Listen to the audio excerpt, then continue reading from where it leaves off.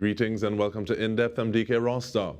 Mark John the Contender examined the narrative of what's in a name with his calypso East Moorings. We continue looking at East Port of Spain and efforts to transform it with the East Port of Spain Development Company Limited's Managing Director, Dr. Deborah Thomas Austin.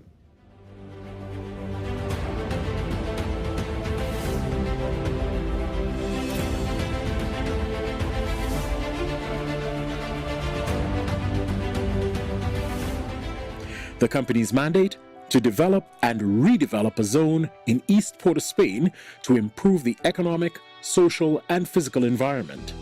The area is bounded by Charlotte Street to the west, Lady Young Road to the north, and Beetham Highway to the south, including the communities of Coconut Drive, Never Dirty, Monrepo, Mary Road, Romaine Lands, Caledonia No. 2, and Sealots.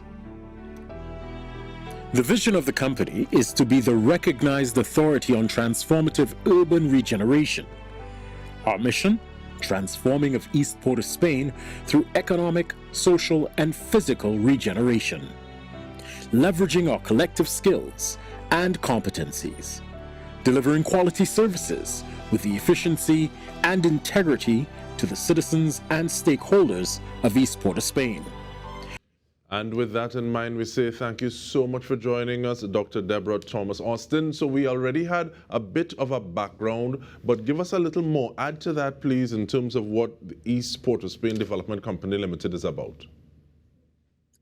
So the East Port of Spain Development Company was established in 2005. It was incorporated in 2005 as a special purpose state enterprise. And the company was developed with a mandate to develop and redevelop the area defined as East Port of Spain to improve economic, social, and physical conditions. We are a company under the aegis of the Ministry of Housing and Urban Development, where we have been since 2015 under that ministry. And the company is located in the East Port of Spain area, and we are within the communities that we serve. And how important is it that you're within the community so that people can see you, they can touch you, you're right there, there's this level of engagement? What's the impact of that? Yeah, I think that's exactly what our thinking was, because from the time we have been set up, we have been located at our current offices, which are at 76 Eastern Main Road, Laventille. And it's because we want to be within the communities that we serve. We want to be able to connect with the people. We need to be very accessible to the residents of East Port of Spain. We are in a location that is easily accessible to people from whatever parts of East Port of Spain that they're in. We can connect with all our stakeholders. And I think it's important for people to know that we are among them and we want to be here within the communities so that we have a grasp on what's going on within the East Port of Spain area. And it says something that, as opposed to just saying, okay, well, we're going to venture, you're literally there. You've put down those roots. And talk to us a little bit about activities, thank you, because there are different types of activities that go on within the ambit of what it is you do. So as I mentioned, our mandate is to improve economic, social, and physical conditions in East Port of Spain. So a large part of what we do is development projects, physical infrastructure development projects to improve. What we are trying to do is improve the quality of life of the residents of East Port of Spain. So a large part of our work is improving infrastructure, and that includes access roads, walkways, steps, handrails, drainage. Those are most of the physical infrastructure. We also do a lot of refurbishment of sports and recreation facilities because we recognize the importance of sport as a tool for social and economic development. And so we want to ensure that the communities have the facilities that they need to service all sectors of the population as close to the communities, if not within the actual communities. So we do those physical infrastructure projects, as I said, the drainage and so on, the sports and recreation grounds. We also undertake a latrine eradication program, which seeks to remove pit latrines from households within the East Port of Spain area. In addition to the physical infrastructure projects, we have our social and economic program for East Port of Spain. And through that program, we aim to improve the human development, human capacity within East Port of Spain, recognizing that people are a valuable resource. And through that program, we introduce a number of activities and classes and training programs that help to improve the capacity of the residents of East Port of Spain. Now, you say that, and I didn't realize that the infrastructure work was, let me say that expansive for want of a better term. How do you demarcate, okay, this is what East Port of Spain Development Company is going to do versus the line ministry? What is the kind of communication that goes into saying, okay, well, we are going to undertake this versus somebody a little outside but in the line ministry? Mm-hmm. So stakeholder engagement and collaboration is an important tool for us. So we work in this area alongside a number of other agencies of the state, NGOs and private enterprises. And so what we do is we've been doing a comprehensive analysis of the needs of the East Port of Spain area. And our engagement with the residents will also identify things that need to be done. So we are engaging with the other stakeholders because we straddle two local government bodies, the Samuel-Avontil Regional Corporation and the Port of Spain Corporation. And we usually share with them the projects that we have in mind. As a matter of fact, we undertake extensive discussions with the councillors in the area and the members of parliament for the area to identify what kind of projects need to happen. And because we are engaging with the stakeholders, we know what we are doing as opposed to what they're doing, so we avoid the duplication and overlap. But we work extensively with a number of stakeholders to ensure that we identify the gaps between what the corporations are doing, what other ministries are doing, so that we know we're doing something different and meeting the needs of the residents. That's so good to hear, because sometimes you hear everybody's trying to make a wheel, but whereas the same wheel can be used for the purposes of that community or whatever catchment area it is you're dealing with.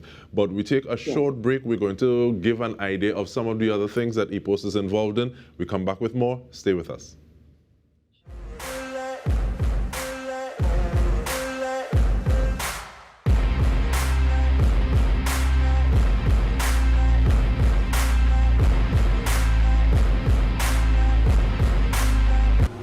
But one of the things I noted was the skill and the expertise of the trainers, both Mr. David Rose and Mr. Andrew Maraj, expert trainers, and they take their time in explaining this stuff. And that helped me. That helped me in understanding what I was about to learn and what I'm learning now at the practical side. We have just crossed the first milestone of the course, the heavy equipment course, and it's going great. We covered the practical aspect of understanding the maintenance of the machine, so we are now doing it. We're now taking it to the practical level.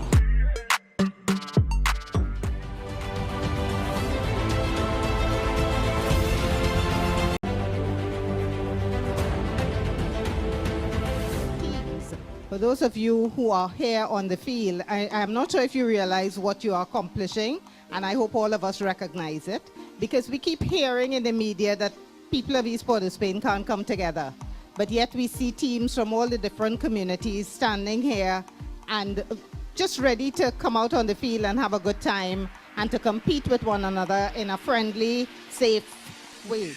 Well, the initiative is a great one. That is why I am really interested to get on board, because anything for the development of the youth of Avontil and environs, I support it.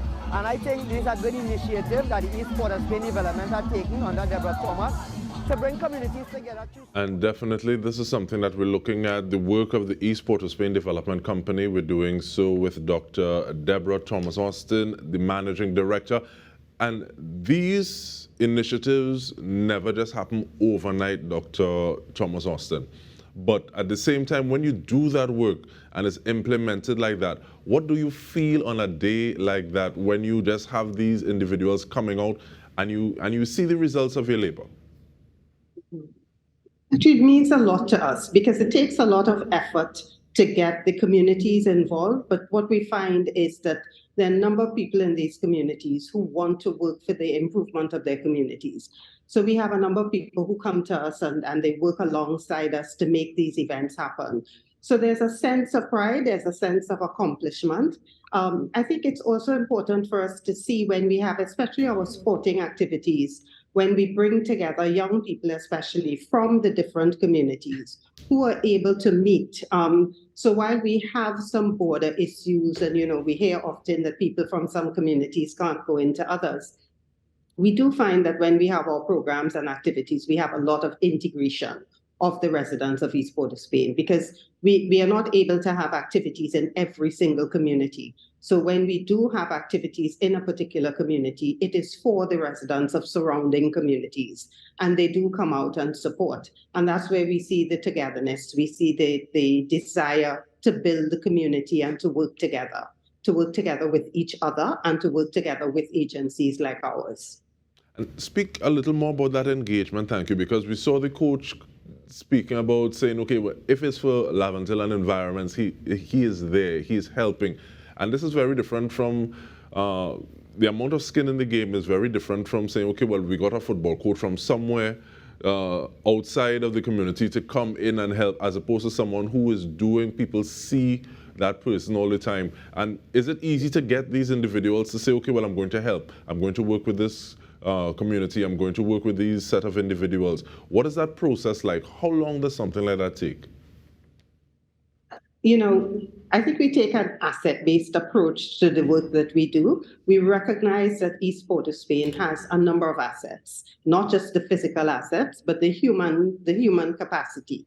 And so I don't know that we can take all the credit for that, because we came into East Port of Spain and met several of these coaches and community activists who have been involved in their communities for a long time. They've been looking for the resources, they've been looking for the opportunities to expand on the work that they do.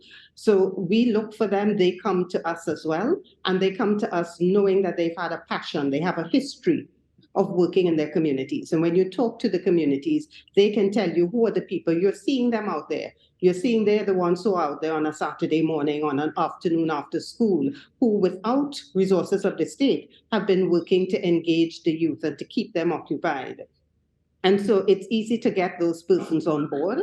And we want to use resources from within the community as far as possible to support the work that we do.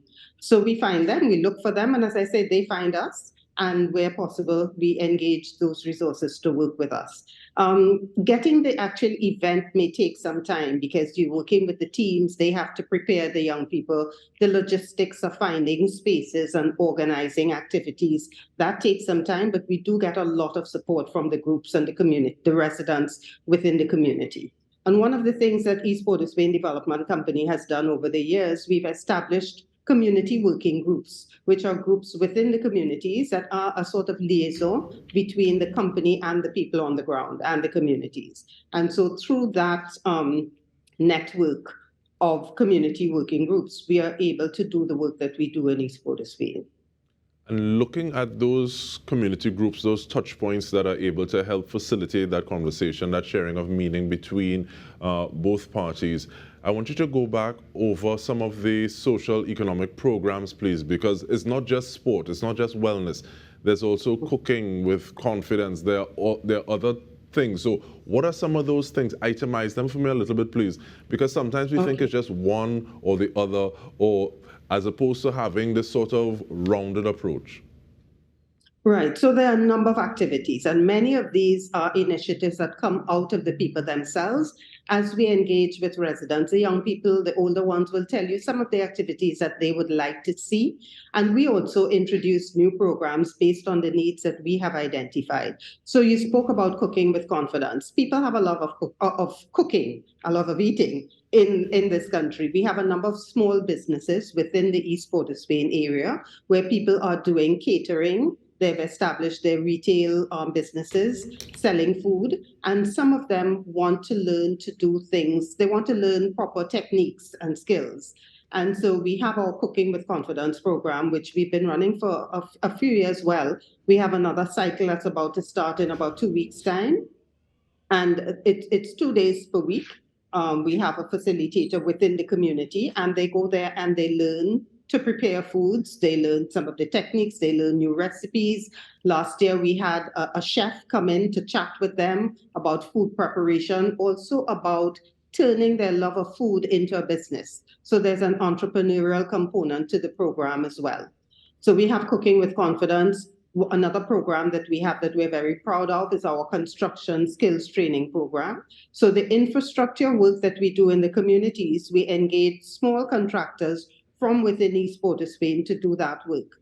We require them to engage a percentage of their unskilled labor from within those communities. So we also want to make sure that the persons within East Port of Spain have the knowledge and the skills to be able to work with the contractors who are doing work for us. So our construction skills training program is facilitated by MIC and NESC. NESC does the heavy equipment operations for us, and MIC does skills in plumbing, carpentry, welding, electrical, masonry.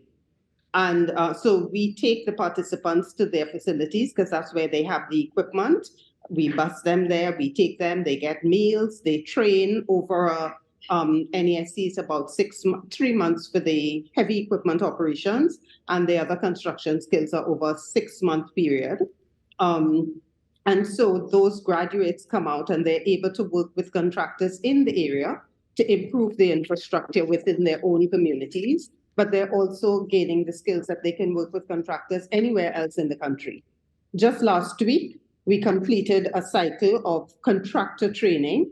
So as we work with contractors, we recognize some of the deficiencies, and we are working with them to develop their own skills and competencies. So last week, we would have trained about 15 small contractors in a program facilitated by NETCO on various aspects of the tendering process, the procurement process, managing projects, financial and the business side of it.